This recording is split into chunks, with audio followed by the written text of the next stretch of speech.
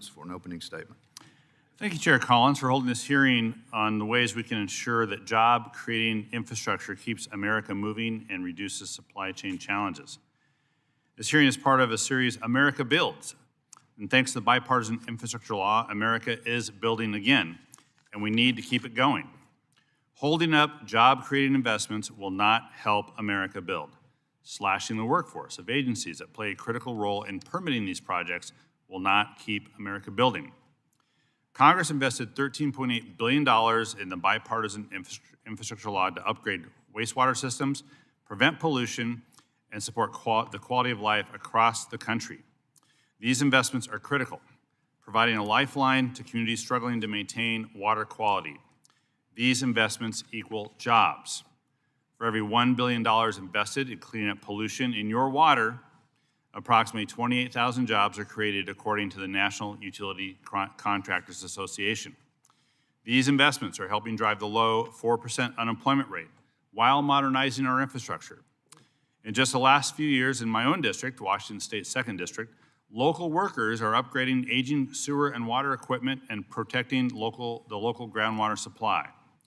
From a $1.4 million state revolving fund loan in Whatcom County for replacing antiquated equipment, to a $200,000 engineering review grant to the Lummi Nation for assessing their wastewater needs, these job-creating investments are making a difference. And the work isn't finished. The most recent Environmental Protection Agency report on wastewater infrastructure needs estimated we would need $271 billion nationwide over the next 20 years to meet the standards that keep pollution out of your water. These challenges are not limited to one region. They affect communities from coast to coast, from my coast to the chair's coast, to the inland lakes and rivers of the ranking member. Part of keeping America building is improving permitting for infrastructure projects. Through the BIL, the Inflation Reduction Act, and the CHIPS Act, we are seeing the benefits of investing in the workforce and the technology necessary to approve projects. Through investments in enhancing permitting efficiency across the federal government, the Biden administration reduced the median time to complete an environmental impact statement by 8 months.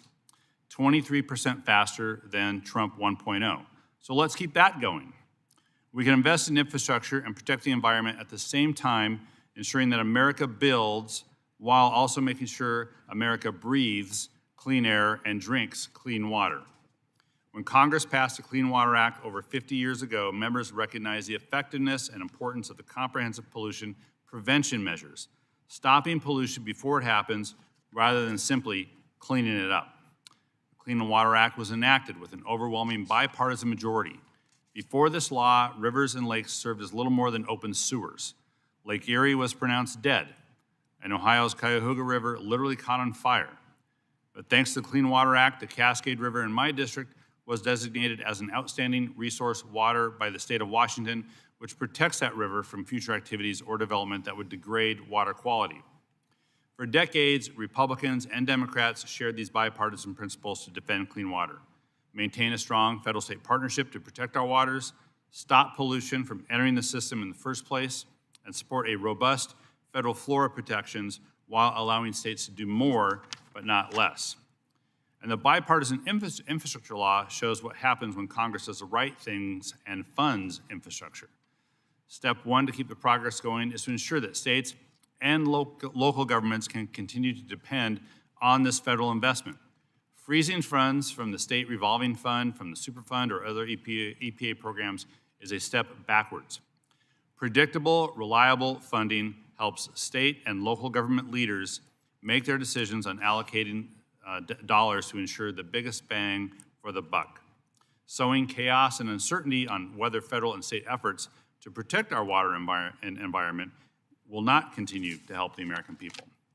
Working in a bipartisan fashion, Congress passed comprehensive environmental protection laws like the Clean Water Act and historic investments in infrastructure like the bipartisan infrastructure law. I look forward to finding ways to build on these bipartisan accomplishments this Congress. I want to thank our witnesses, all of them, for being here today. I look forward to your testimony, and with that, yield back. All right, thank you. I want to welcome our